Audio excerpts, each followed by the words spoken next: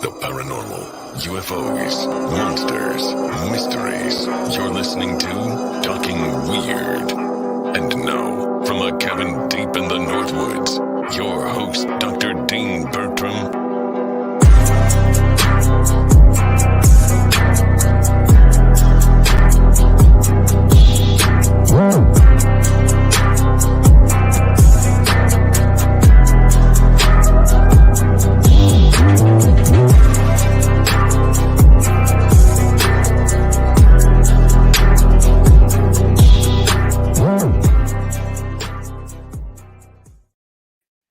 Greetings, all my fellow weirdos and weirdettes. I hope everybody out there had a wonderful New Year's Eve and you're fulfilling your New Year's resolutions so far. And I wish you all the very best for 2023. I'm your host, Dean Bertram, on Talking Weird for the Untold radio network. And I'm over the moon about the guest that I have tonight. I've been meaning to get her on the show for so long, and it finally worked out. And here she is. She's been involved in the world of paranormal phenomenon for 20 years. Her story began with a great-great-grandfather, Dr. Albert Durant Watson, who was the president of the Association for the Psychical Research of Canada in 1918, one of the first paranormal associations developed in Canadian history. Co-founding and leading Entityseeker Paranormal Research and Teachings in 2003, her experiences and knowledge has led to researching and co-creating a unique investigative program called Teaching the Living, and subsequently has been featured on and hosted numerous specials and TV shows. I mean, all over the place, from Discovery Channel's A Haunting to T&E, Destination America, Travel Channel. I could go on and on and on. She's been on Coast to Coast AM.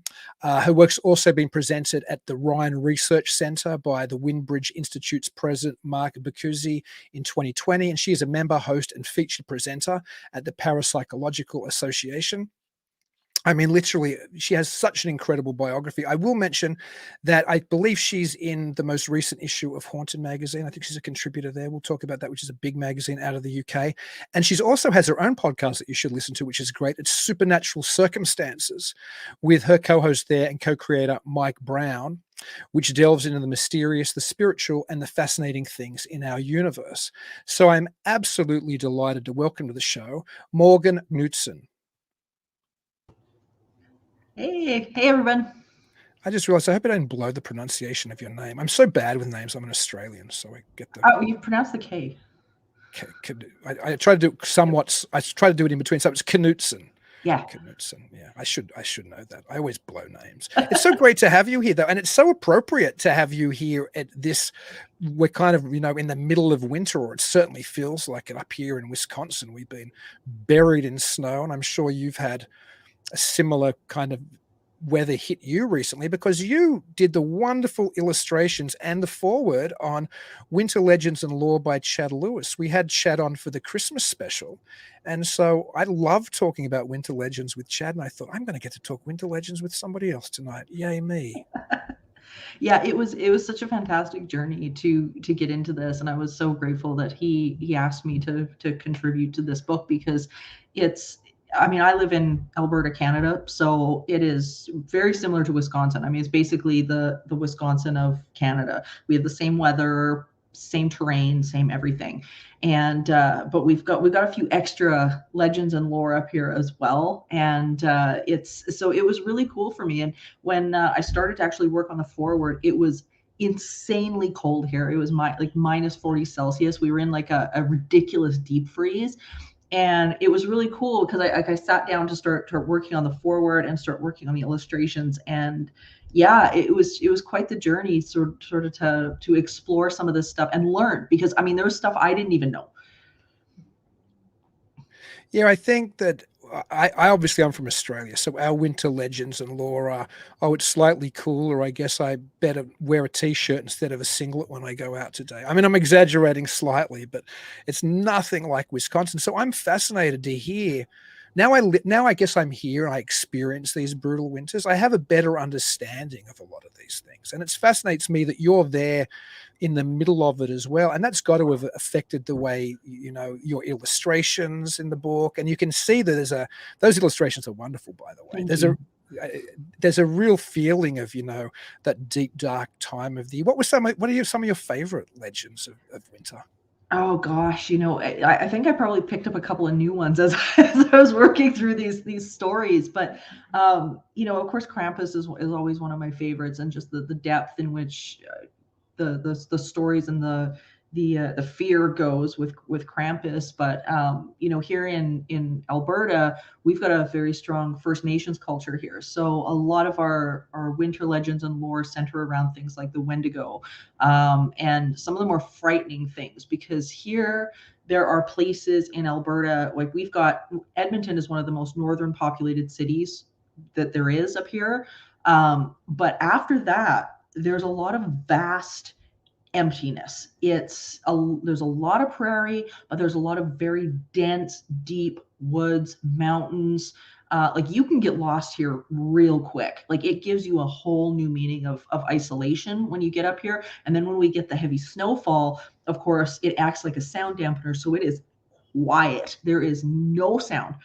So I think that one has probably affected me the most, because we have one of the more famous Wendigo legends that happened like half an hour from me, so historically. So that one, when you live here, you can't you can't overlook it.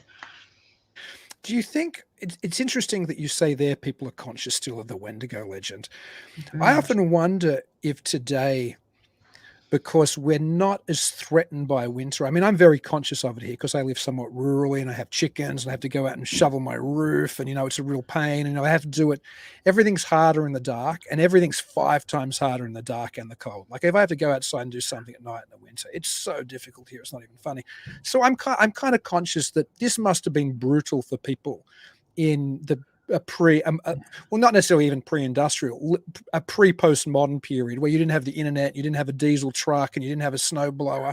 Do you think we've lost a lot of these legends now? Just, perhaps people in cities, for example, because they're not as plugged into the reality of what happens when that brutal winter sweeps in. It's not as life-threatening always, perhaps. Yeah, I think in maybe more of the city centers, we've kind of lost that. But in Alberta, we've got a lot of small towns here. So there's a lot of small towns and certain areas within the province that are very much those things are very much still alive here. The history is very much still alive here. I mean, there are certain areas, if you're traveling around Alberta, you don't mention that name. Like you should not mention it. It is taboo. You don't. And Canada is interesting because Canada has very much a taboo on paranormal things in general. There's very different attitude here between Canada and the States. It's like 100% different. Like if you go looking for some sort of Sasquatch festival or something like that in Canada, you will never find one. It's just not spoken about. There's this sort of taboo culture around the supernatural here, which is so strange because I don't have that attitude, so it's very foreign to me.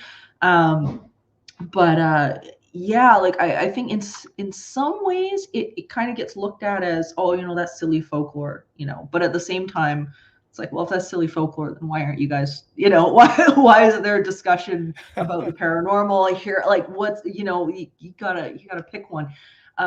So yeah, it's really intriguing, but yeah, the things like the Wendigo is very much alive and well in many places here.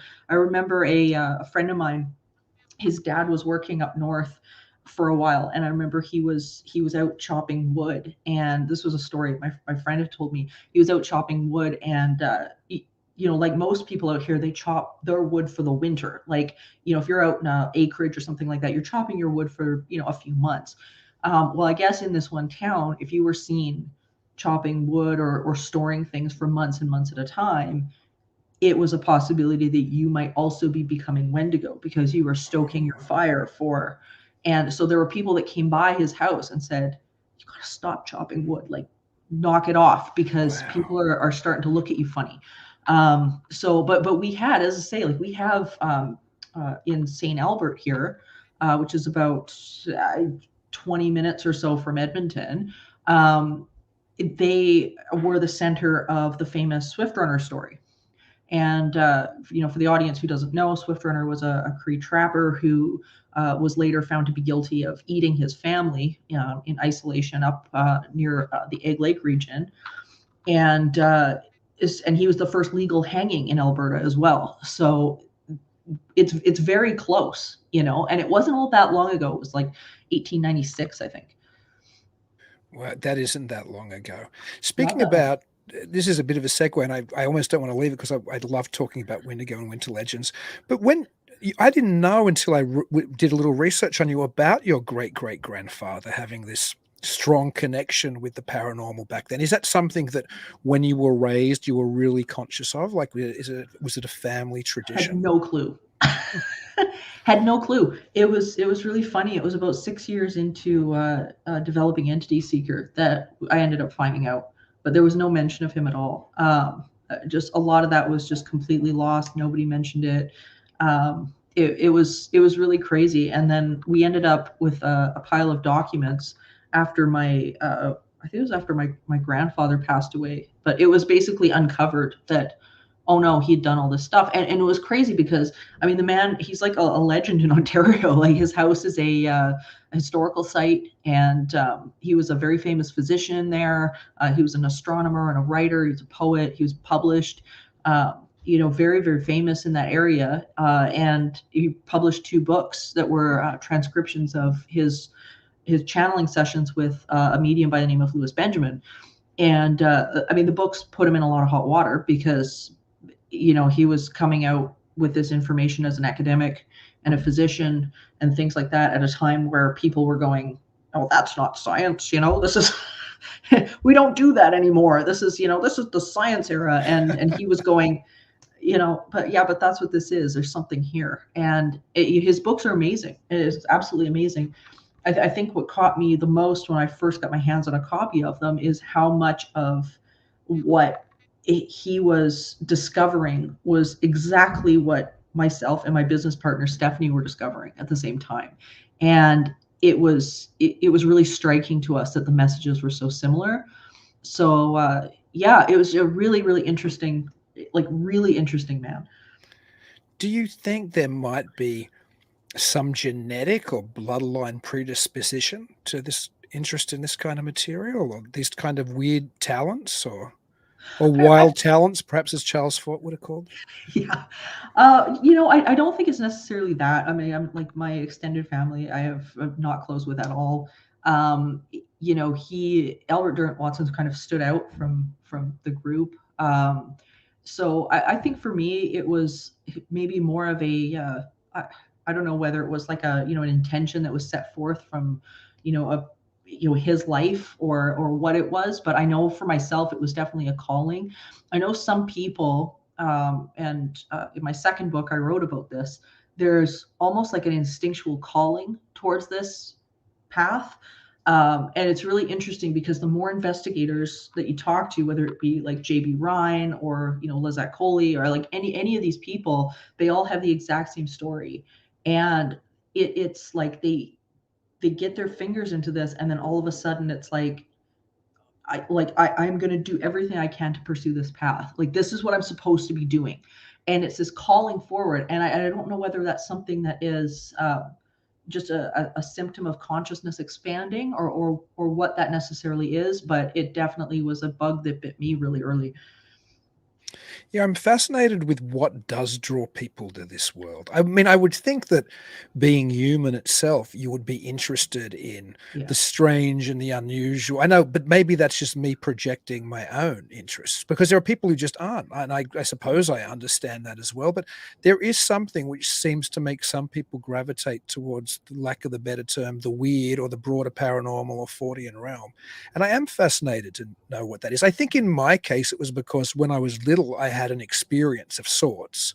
Did you have something like that kick it off for you when you were younger? I did, yeah. And I think that, and again, it's interesting because in my podcast, I've interviewed so many people that say this exact thing that you and I are talking about right now. And that is, something happened, or I experienced something, or I heard something. Like in the case of J.B. Ryan, he actually sat down and heard Arthur Conan Doyle's lectures, and that clicked for him, but there's like a catalyst event that happens, and it's like, oh my God, this is what I have to do. Like, I want to know, I want to understand this. And I think we have an innate instinct, at least the people I think that are wanting to be a little bit more insightful about who we are, what we are, where we come from, that parapsychology begins to answer. And it's really a self-discovery. It's an awakening. Oftentimes people think, oh, it's about, looking at ghosts and hauntings. No, it's about you. It's about us. It's about everybody as a whole. And I think, to me, that's the pull, not only for myself, but for many of the guests that I've had on my show as well. What do you think? Because you would seem to have you obviously have a great background in this and a very keen mind, and you're quite conscious, obviously, of the sophistication of what this field is capable of looking at, rather than just looking at the ghosts, like you just said. What do you think the broader field is doing wrong at the moment? Like, if you could say, hey guys, let's change this up. What are those things that bother you, or that you think? Well, I think there's a problem happening on both ends right now, because you've got a situation where you have the media and the TV stuff at the forefront that are, pumping out these shows, and, most of the time it's like the complete wrong information, but they're pumping this stuff out because they figured out a formula to make people sit down and listen. And so they pump it out, pump it out, pump it out. They don't care about like whatever's going on in real life parapsychology. And yet on the other side, you've got like the academic side, where these people are doing like real research. There's real experiments that are coming out of these labs. These white papers that are being written are just like life-changing, like scientific textbook changing stuff, and no way to package it and deliver it to the audience. So we've got like these two polar sides right now. And I did a talk at the Parapsychological Association. I think it was back in, I want to say April of last year. And it's basically what I talked about to them. I said, we have a problem. The fact that like nobody wants to sit down and read a stack of white papers is this thing. I don't even want to do that. I have no interest in it. Like, and I do, because that's, where the information is, but I don't want to sit there and have to, yawn my way through a pile of papers. So, what I've always tried to do with my work, and my because I've got a theater background as well, is bring this information to people in ways that is really fun and interesting. And that's where I started doing live shows and a lot of like theater stuff and whatnot, and bringing people into this world, and giving them good information in a really fun and exciting way, and something that they can relate to. Because I think that's one of the other problems right now, is that everybody goes, well, why should we care about parapsychology? Like, how does this possibly relate to my everyday? Well, it massively relates to our everyday, because we're talking about, creating a reality. We're talking about what focus can do, what our internal dialogue can do, how we can literally are changing our surroundings as we think. And it makes a massive difference. But of course, again, people are like, yeah, but the ghosts and hauntings in the house. Well, yeah, they're really cool, and it's a part of it, but it's not the big part of it. I'm fascinated with people who use art and or performance for insight, maybe into this, or insight into themselves via this, or for a way to take this information to members of the public. I consider him a good friend now. He was somebody who submitted a film to a festival I run, Midwest Weird Fest, called Light Ships. He's a British director called John Harrigan. He's also a practicing occultist, and his films are almost, I suppose, ritualistic. There's a potency when you watch them. And I was very conscious of this when I watched it, having no idea of his background when I first watched it. I'm like, something's happening here.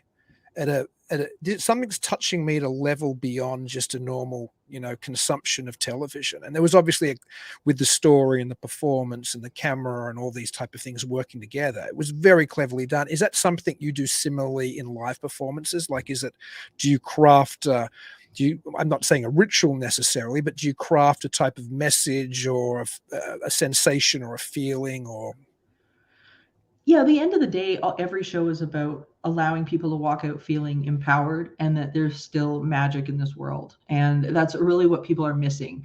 We've been kind of beaten down over the last 3 years through, regulations and, all of the crazy that kind of happened. And, it was, and I think, it was my message before that, and it's my message now, which is, there's still this incredible magic in the world. So I've do a number of different types of shows. One of the things that I do is I try to blend things that people recognize in with what parapsychology or cryptozoology or whatever can offer.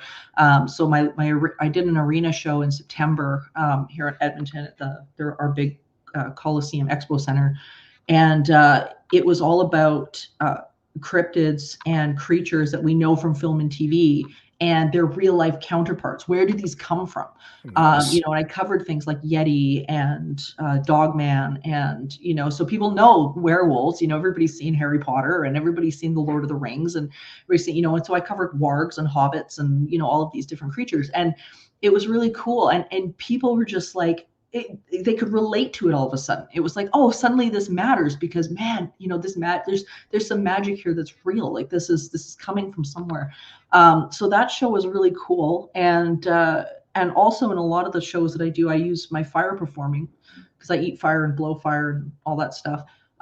So I bring that to the stage as well often because it's a really, really great visual for people to understand that just because you get a story about one thing, like fire is hot, you can't touch it, you can't, it's dangerous, blah, blah, blah. It doesn't mean there's a gray area. There isn't a gray area there.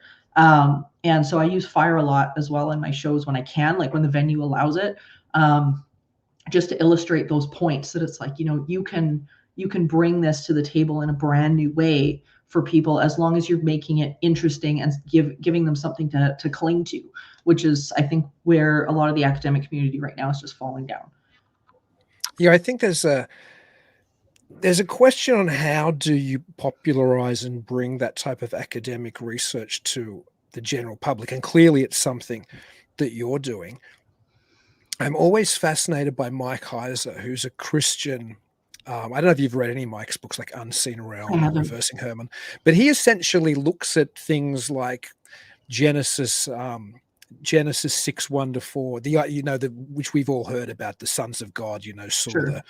the daughters of women, and they were fair and came down, and then giants were in the earth. Anyway, everybody's probably conscious of that, was the whole Nephilim idea and everything. But Right. the reality is the church doesn't teach that type of thing anymore. And Heiser himself has a PhD background in Semitic languages and stuff. I think he went to the University of Wisconsin-Madison, although he's not from here initially. So he takes things which have been written in the academic community about these things which have been pretty much ignored by the mainstream church and popularizes them. So I think it's great whenever anybody like you or Heiser or anybody can take those ideas, which are those higher brow white papers that you're talking about, your average person, quite frankly, just isn't going to have the patience to wade through, right? And then can bring those ideas back down and say there is something more happening here than what you've been led to believe your whole life. Yeah, and that's really what it is, and it brings a sense of wonder back, to people's world, because we live in this day and age where there's. I mean, it's crazy. I mean, we sit in a cancel culture right now. We've got a whole, all of these issues that are kind of coming at us. And I think it's really sucked the life out of a lot of people. I mean, people are dealing with so much crap in their day-to-day lives right now, everything from, inflation to, grief to anger and frustration. I mean, you see the rise in people's anger and stuff everywhere.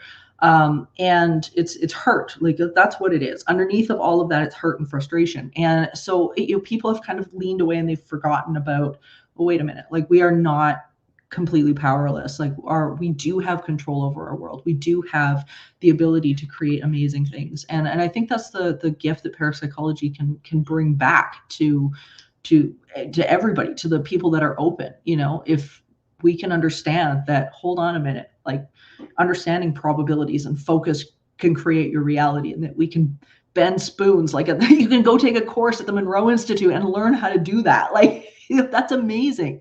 Yeah. We've got all these really cool opportunities. So I think the more people that can kind of bring this to the table in a fun way, which is also what Chad does. Here's Chad's bringing this amazing book out, Winter Legends and Lore, and that's what he's doing. He pulls these stories out and he brings it back to you know what, let's explore this stuff in a really fun way. And he's such a fantastic storyteller that, I mean, people just gravitate to that. I mean, you know, they're coming to his online library shows and stuff like that, and people, you know, get to huddle around the screen for a little bit, like we did in the old storytelling times. And that's awesome. Absolutely. Funnily enough, I took my daughter and she's 6. I took her to a Chad library program in my local library. Here it was when he was doing his I always get the title wrong, but it's like Lumberjack Preachers of the North Woods or whatever it is. Great book. Yeah. I took my daughter to see him because he was doing the kids program as well. It was during the summer library program. And it was just so wonderful to see my daughter and all the other kids there just mesmerized by these older tales. And then that book of Chad's, it was like, because he very kindly gave her a present as a gift, because I already knew Chad through talking with, a copy of the book as a gift. And that book was just the bee's knees here for months. We were looking at it and reading it. So I think that is a way you can instill. I'm always with my daughter, I homeschool her, but I've always been very conscious of making sure that she has a deeper understanding of legends and lore. So we've always read the old fairy tales, the real ones. Yeah. We've always read the Greek and Roman, you know, God cycles. She knew Beowulf and loved Beowulf when she was 5 and could tell me the story, you know. Like, I think those old legends which are lost, I think it's important, and Chad serves a wonderful role, not just for kids but for adults as well, doing that. And that's how I knew you were good people, because you were buddies with Chad, who I think very highly of, and also Eric Mintel, who I think incredibly highly of as well. Yeah, he's fantastic. Yeah, both of those guys are great. I'm going to throw something out which is a little pessimistic, but I think it's optimistic, but I think a lot of people find it pessimistic. Sure. And it's when you were talking about having magic back in the world, which I think this is what this provides for. Yeah. But I often wonder if the purpose of all of this type of phenomenon, whether it's spirits or ghosts, or whether it's cryptids, or whether it's UFOs, I tend to think it might all be related anyway. But I often wonder if the purpose isn't somehow just so we have that potential to see the magic and the wonder of the world. In other words, I think we're not going to get a solution because we're not meant to get a solution. I think people out there wanting to get Bigfoot's body, or the ashtray from the Roswell crash, or the perfect ghost photo, or whatever. I don't think I think why we haven't got it yet is because I don't think we're meant to get it. I think it fulfills this place of wonder for us, and that's its purpose. I love that. And, you know, I think you're onto something with that. And I would add to that there's, I think, a level of perception that we're able to have as physical humans. And I mean, you know, there's such a large part of us that is non-physical, but, you know, in these physical bodies, our perception is limited. And I think if we could possibly perceive the depth that is actually around us, I don't even know if we could handle what exactly it is.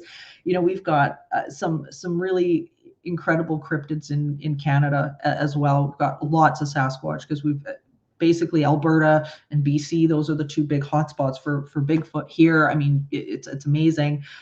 We've got Dogman here in Alberta. I think we do in BC as well, but we definitely do lots in Alberta.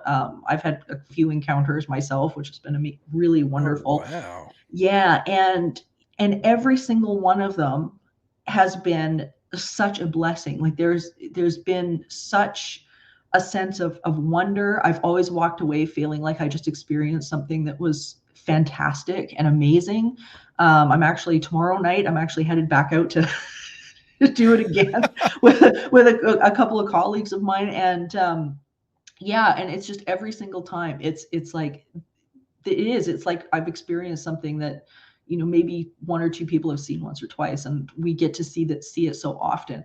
So I think, yeah, I mean, there is, as long as you go into this stuff with curiosity and respect rather than fear and terror, the experience can be something absolutely fantastic. Can you tell us a little bit about one of those Dogman encounters? Because I know that's what the audience are going to be thinking. They're going to be, what happened with the Dogman?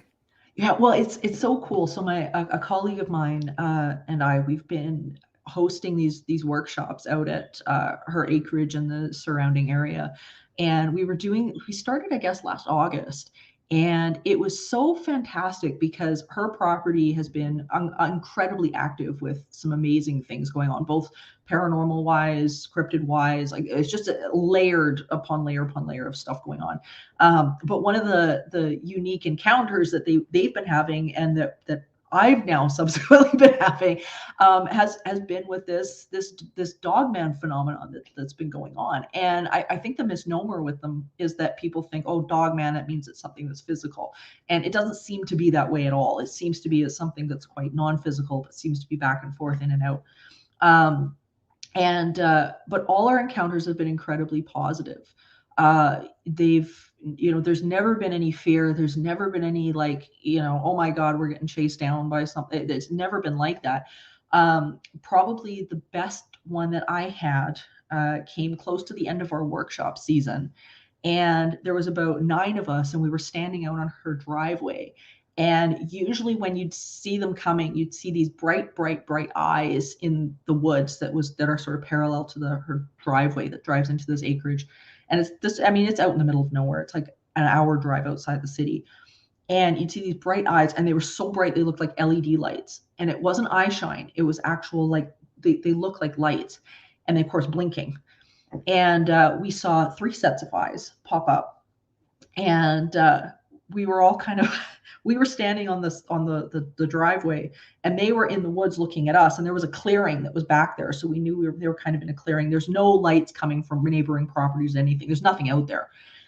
And we were all standing around, and I thought, you know what, I'm just going to start talking, because like, I don't know what else to do. And I thought, they're probably not going to understand a thing, but animals will understand tone, and they do understand energy, and they do understand intention. So I took a few steps forward, and I just started saying, you know what? Thank you so much for coming today. Thank you so much for coming today.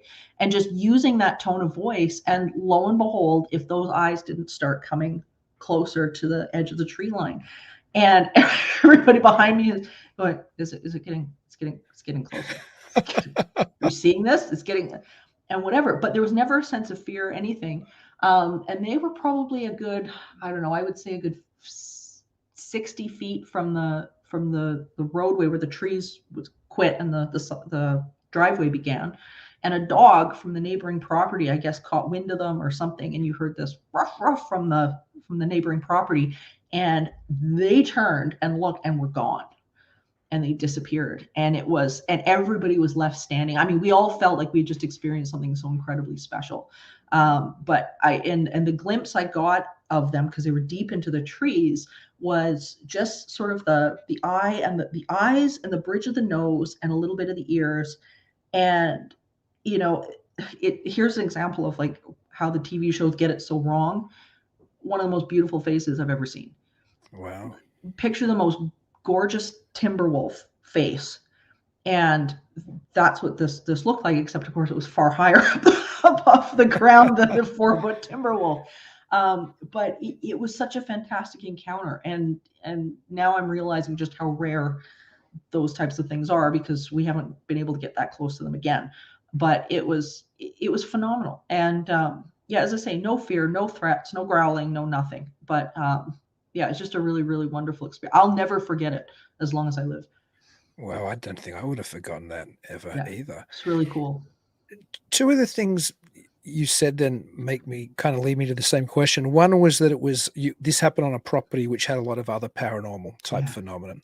And the other thing was when you spoke about the eyes being almost like self-illuminating. I've certainly heard that even in Bigfoot encounters. I've heard it with other supernatural beings. And you mentioned also, in fact, there were 3 things, because you mentioned you thought these things weren't physical, like perhaps the way they're often portrayed by Hollywood or other stuff, right?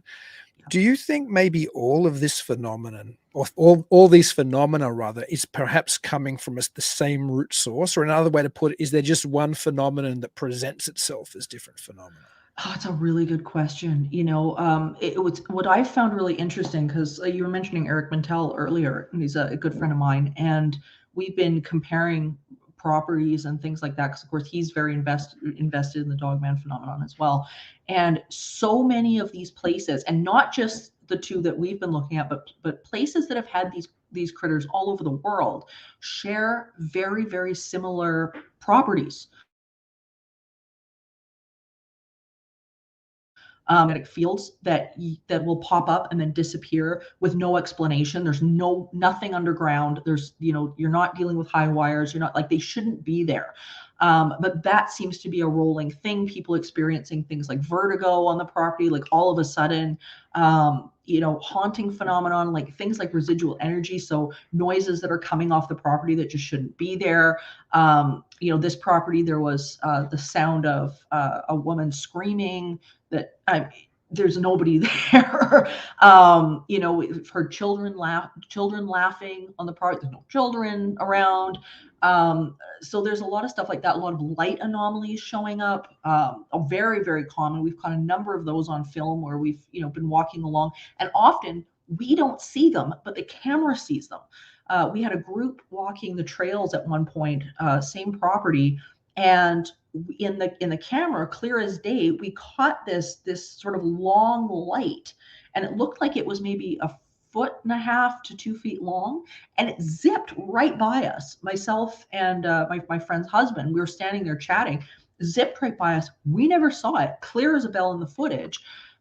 So there's, like you're saying, a lot of this phenomenon that seems to be all intermingled, and it seems to be somehow, I'd say, part and parcel with the land on some level, because we're getting these sort of weird electromagnetic anomalies that are going on. So I think there's a layer to it, but I mean, what it is, I have no idea. Yeah, I mean, I don't think any of us do, and that's the most honest No. answer. I mean, I think a lot of people out there like to say that they know the ETs are from Zeta Reticula, or they know the Sasquatch are from here, or they know Yeah. the Dogman or this, that, or the other. But obviously, nobody has any real idea. There's lots of theories, and we can subscribe to whatever theory we want to. But when you mentioned before that the Dogman in your encounter seemed positive, it seemed very different to that traditional presentation or that traditional representation. Do you think there's a negative aspect to some of this as well? Are there times where you felt, okay, I'm dealing with something which isn't so benevolent? Well, there's definitely been times, we've been out there where we felt that we were dealing with something that was wild. I would never say nasty or evil, but definitely wild, in the same way that you would, respect a bear, or you'd respect a moose. Like in Canada, oftentimes people say, don't worry about the bears, worry about the moose. Right. Because they're the ones, if anything's going to get you, it's going to be that. So, in the same way that, you'd be driving by and see a moose on the side of the road, it's like, you're not going to jump out of your car and then go running up to the moose, right? Like, that's not going to, so in that same way. But what I've noticed, and but my colleague Terry Lynn, she and I, we've looked at hundreds and hundreds of these encounters.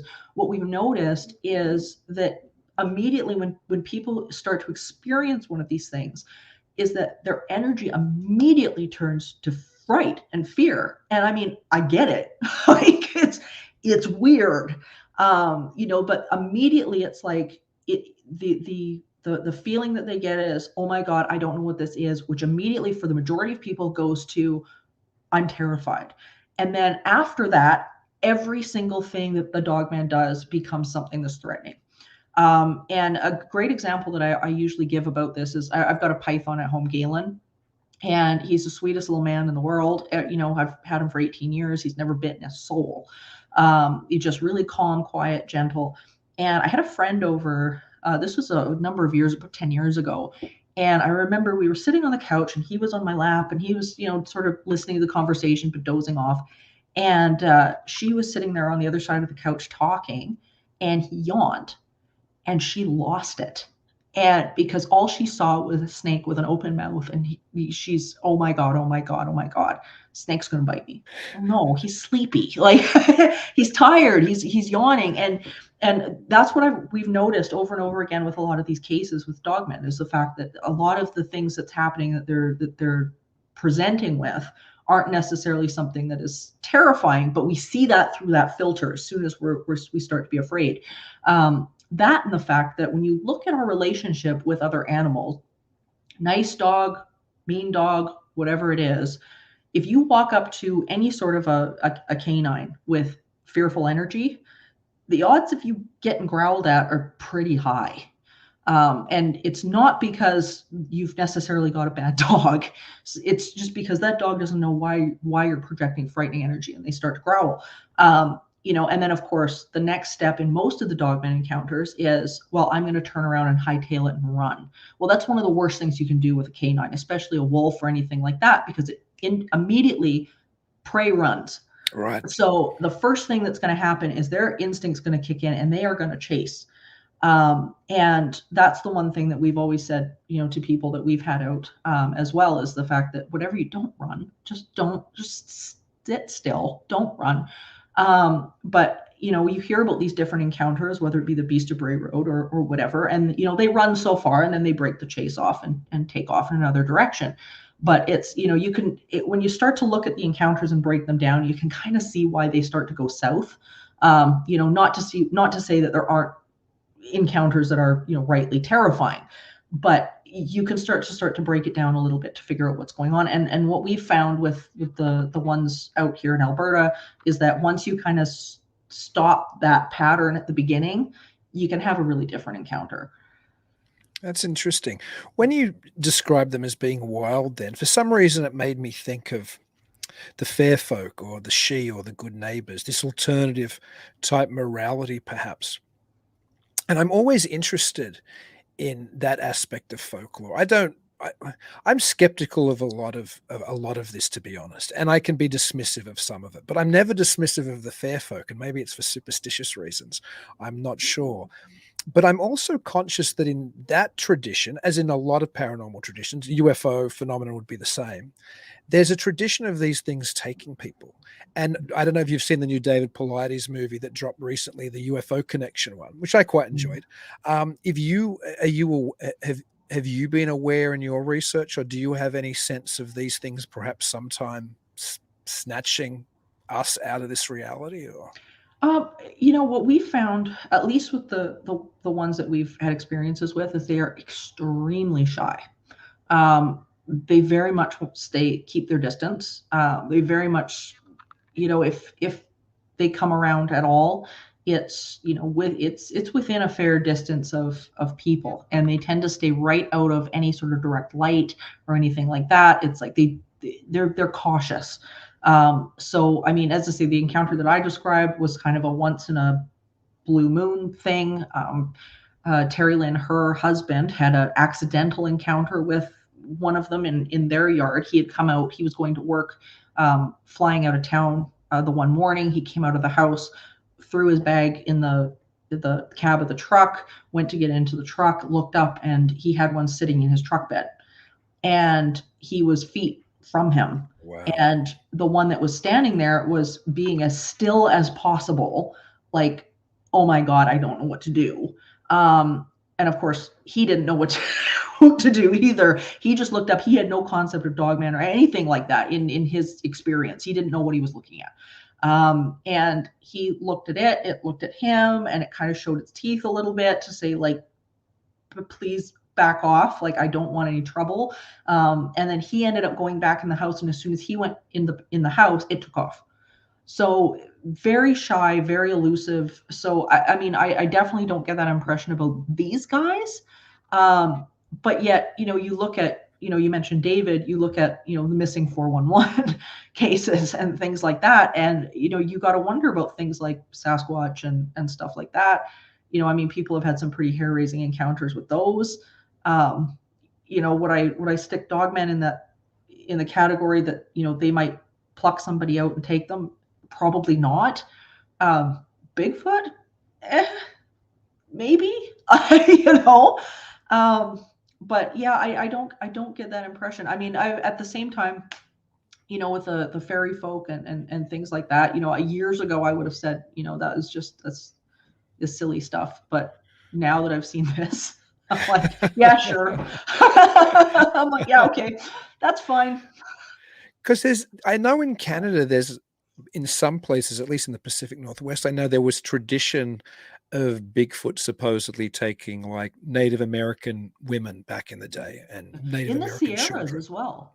right up into the Sierras, because like not only in BC, but like the Sierra Mountains, there was years and hundreds of years ago, there was stories that there was an actual war between the First Nations people and the Sasquatch, and it started apparently because of a Bigfoot that had come into one of the camps, taken a child, taken it back to its cave or whatever, and eaten it.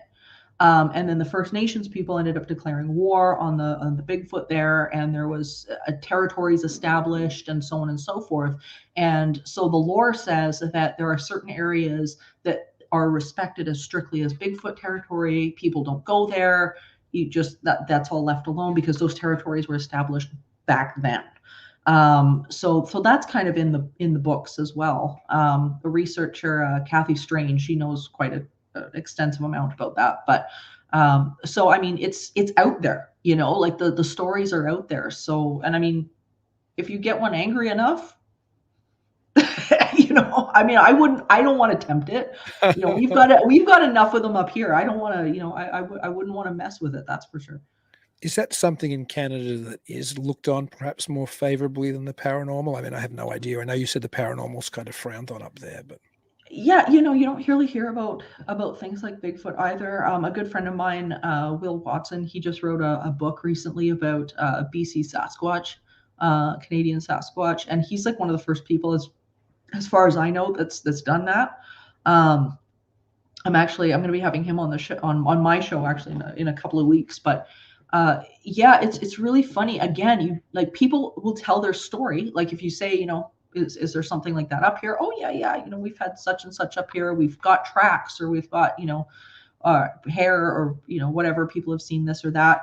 Up north in Alberta, there's a place called Nordegg, and Nordegg is probably one of the most famous places here for Bigfoot, to the point where the hunters just know they're there. It's just a matter of, you know what, we just have to deal with them. They're up there. You know, we go looking for deer. We see them all the time. So I mean, they're really, really prevalent, but yet at the same time, you know, there's no talk about them necessarily. There's no, you know, conferences or get-togethers about it. It's just like, yeah, we know they're there, and that's kind of where it stops. So, I know in your forward to Chad's Winter Legends and Lore, you mentioned that's one of the reasons you get on so well with Chad, because he's like a kindred spirit. You just can't find people in your neck of the woods who are like that. Oh yeah, well, and I mean, I think too, the two of us are very much adventurers. You know, like we love to be able to get out in the field and just enjoy the journey, enjoy the mystery of it. We've talked many times where you know, Chad's asked me, well, you know, what kind of gear do you bring? And honestly, not much, because we both find the same thing, where it's like if you spend 3/4 of your time trying to set this up and set that up and whatever, you miss being present and experiencing some of this stuff. And often when you're setting this stuff up, especially I know in the case of things like Dogman or anything else, you are almost guaranteed to not experience a damn thing.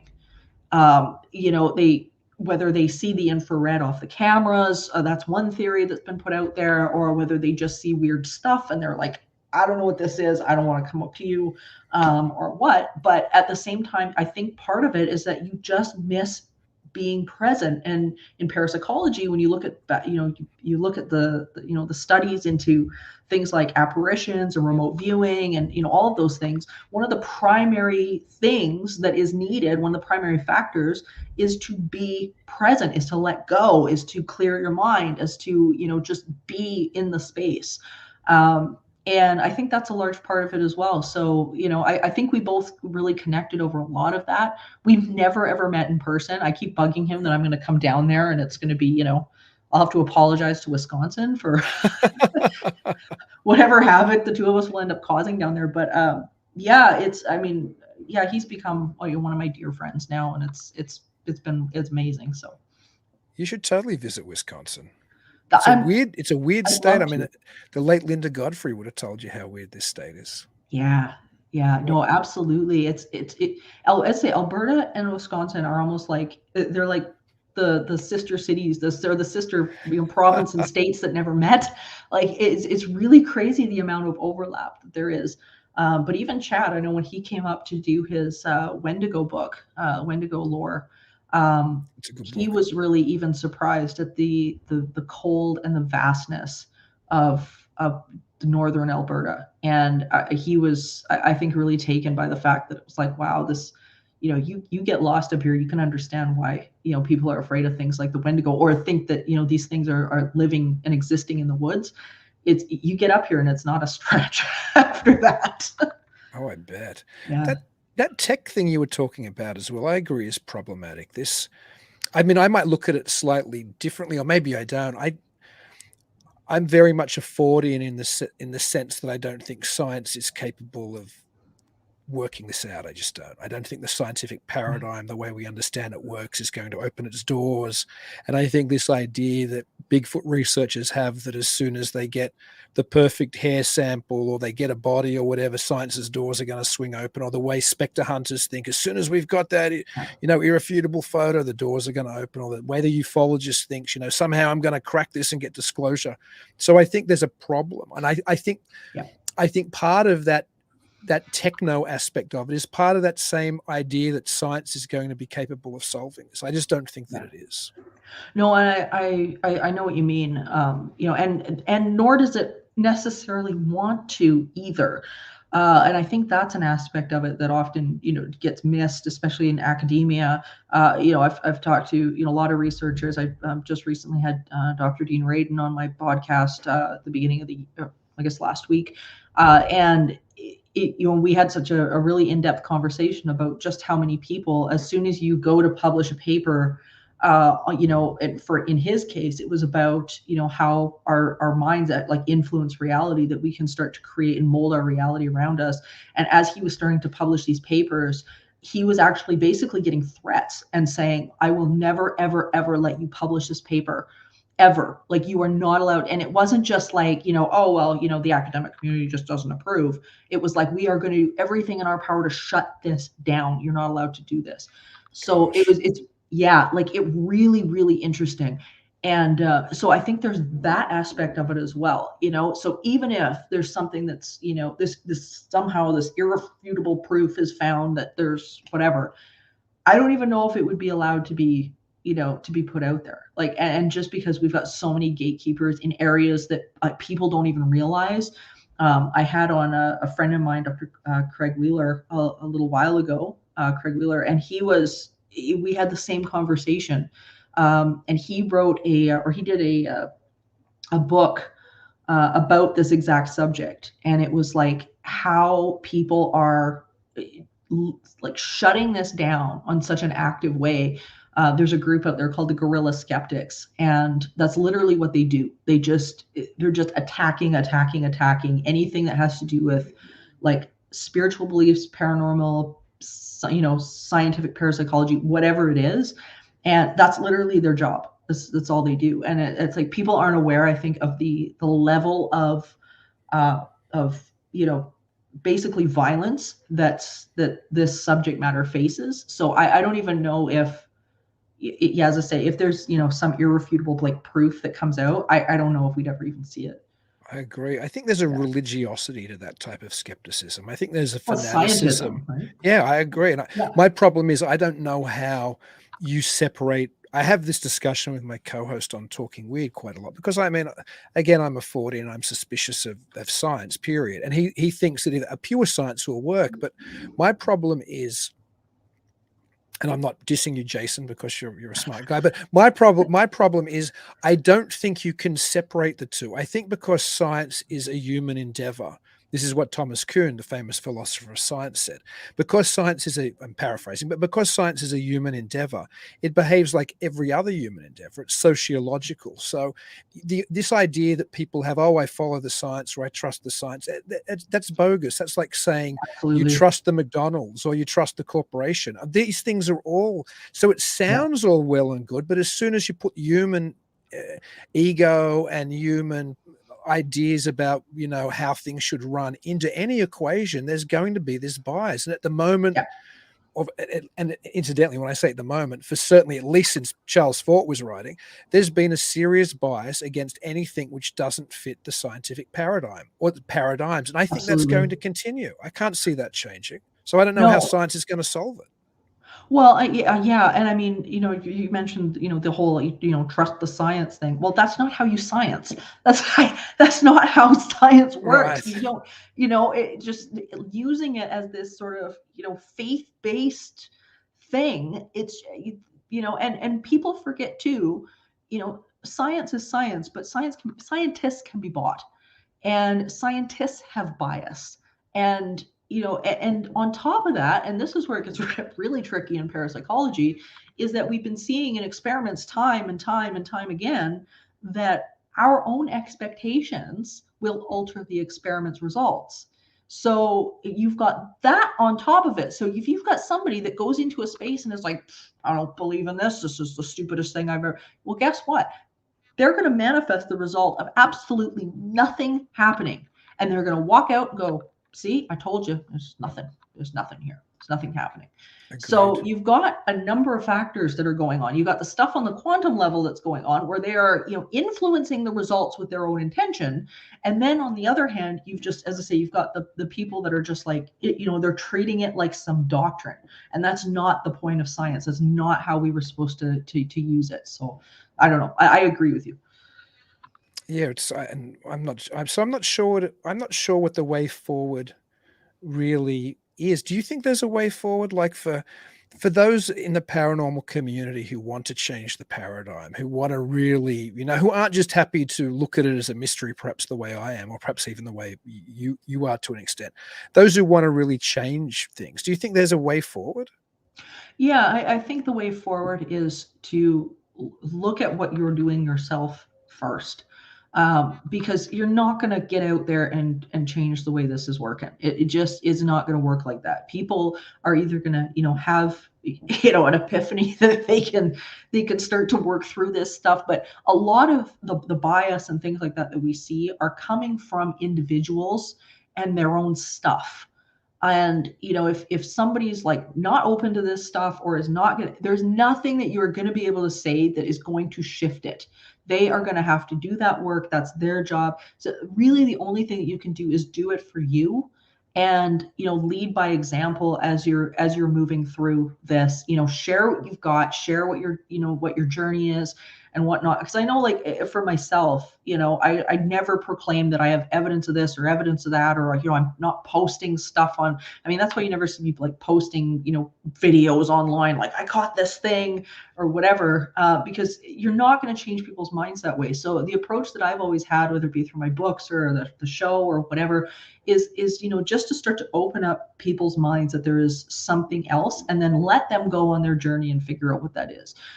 So I think that's really the key, is when people realize, what, there's something else out here, there's more to meet this world. And when I can step into this world and meet it in that way, then I'm going to start understanding who I am at the same time, because that's really what it is. It's about consciousness. This all comes back to consciousness. And when we start to understand that, and that it's that journey and understanding, what our role in it is, then I think things start to shift. But I mean, if anybody's out there just that thinks they're going to like shift everybody's paradigm on this subject, it's not going to happen. I couldn't have thought of a more perfect ending to the show than that, Morgan. You were just a wonderful guest. What a fantastic conversation. I could talk to you for hours about this kind of stuff. How do people get a hold of your work and see what you're up to? Can you throw out some URLs that they can check out? Yeah, you bet. So basically the one-stop shop for me is entityseeker.ca, and everything is there. Books, like YouTube stuff, just everything. The links to the podcast. You guys want to subscribe to Supernatural Circumstances, that's out there. But entityseeker.ca is literally like the one-stop shop. You can follow me on Facebook, Twitter. All of those links are also there. So yeah, and I definitely invite people to come, join the discussion, talk about it, come and involve yourself in the social media side of it, and pick up my books or whatever you feel inspired to do after you've been on my page, I guess. Well, they definitely should check that out. And we've got to get you back on, or I've got to get you back on. That would be great. I had a great chat. Well, thank you so much. All the very best for 2023 to you and to all of our listeners. And until I talk to you again, Morgan, and until I talk to everybody else out there, keep it weird.